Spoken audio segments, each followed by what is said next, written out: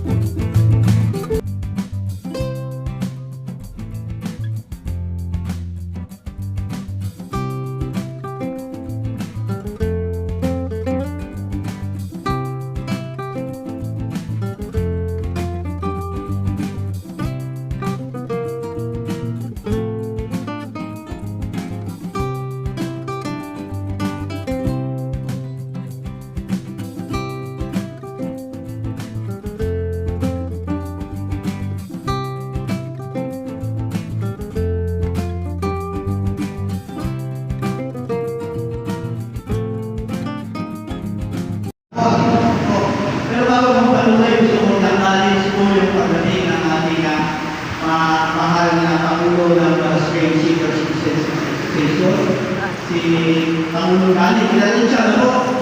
Pangulo po siya ng Pangulo. Pangulo po siya ng mga kanata ng Pangulo para Spain Senior Citizens Association. Okay. Una, dahil sa kayo batiin lahat, dahil sa kanila na kasunod na panahon, ay hindi kami ng ating samahan dito sa barangay ng Talpo. Ang bilang ng mga senior citizen. Kung sabihin, yung kabuang bilang, yung populasyon ng senior citizen dito sa barangay ng Talpo. Pagbuhan tayo kung paano na ito. Nagkakaano po na meron po yung pagdating bilang panilang tukoy na yung Pangulo ng kanyang mabait anak. Po si Miss Kapag. Ito po sa harap. Ito po sa harap. Ito po sa harap. Okay. Habang nagpula tayo, huwag natin yung nakikita nyo, sa pagkakaroon tayo ay mayroong dalawang senior citizen dito sa barangay ng Nahal. Ang bilang babae ay 176 at ang bilang lalaki ay 116. Talagang mas marami ang babae sa lalaki. Nakikita sa India, nasa kabulong bilang 192 natin sa Bascal. Mula ng January hanggang July, hindi pa kasama rin yung sa Kamarin. 6,500. Ano yung sabihin? Nagpaliwan yung Bascal sa atin. Kalahating taon pa lang nila. Ibig sabihin yung pag-August, September, October, November, December. Sana wala mo na magkakasakit. O sana, wala mo lang makakatay.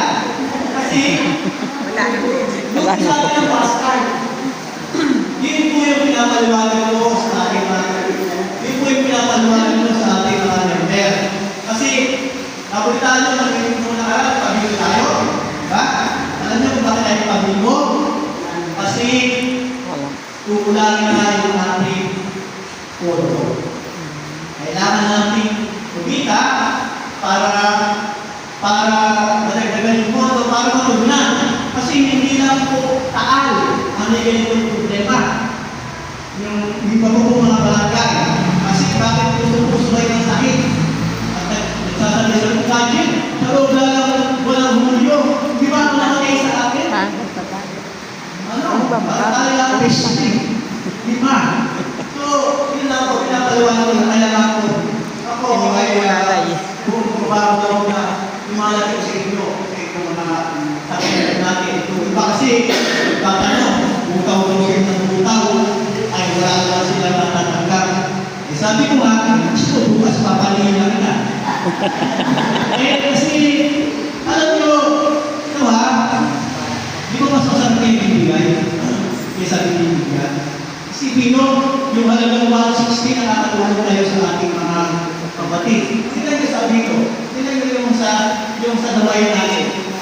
Isipin ko, nakikipon tayo ng pera 67,950. Eh, tinulong natin sa mga kapatid natin. Di ba malaking bagay?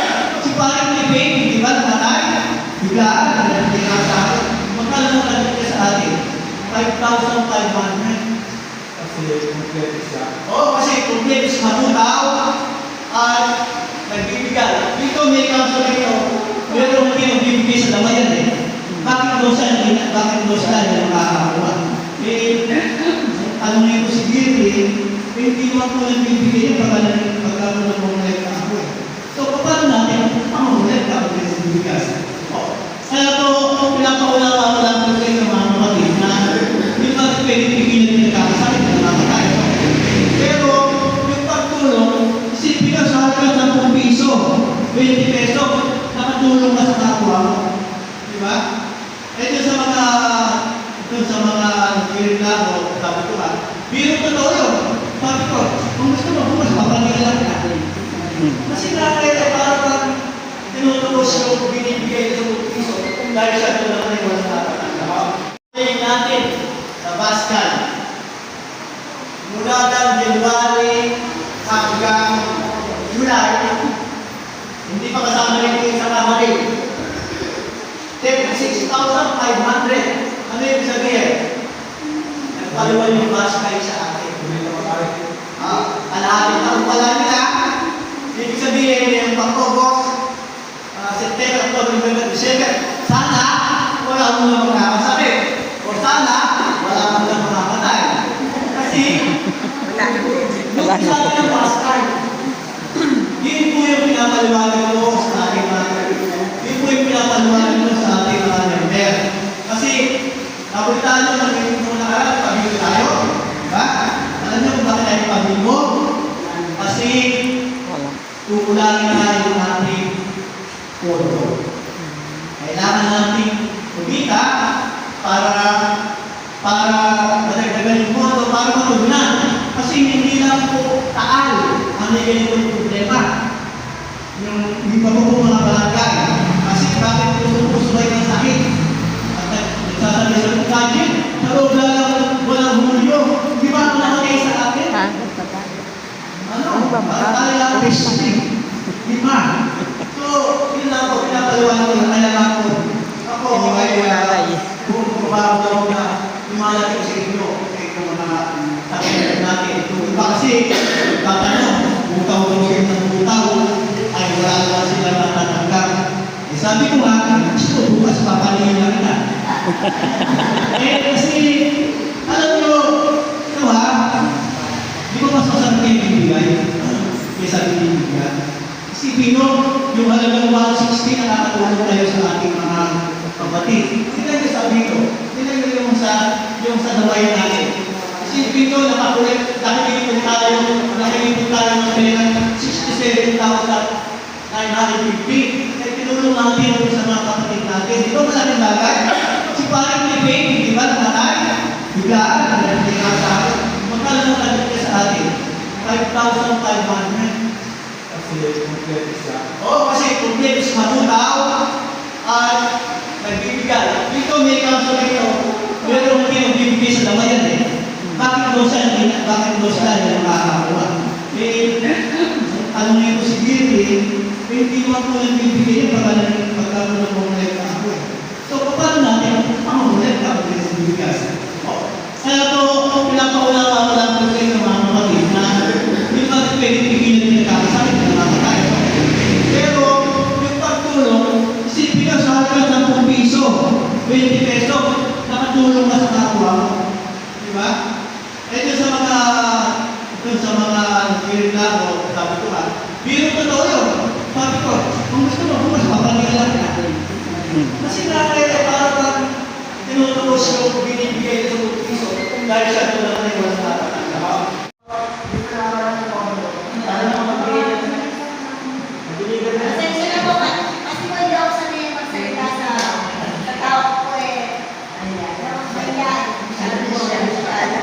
Ayan sa person. Okay na, nakakalayo kasi na kami. Kasi kami salita. Maraming salamat po sa inyo lahat. So, sa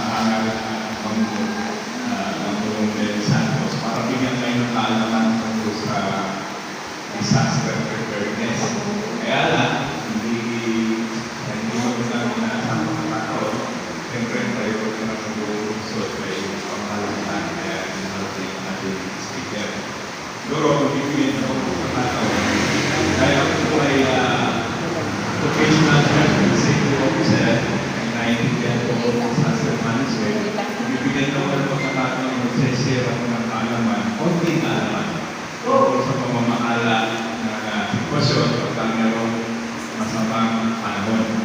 So, kaya nito ba po payagan nito? Yes. Hindi ko pinagkakot na yan magkakantong. Kaya nito pinakantang slide na ito na ang dalang protekto sa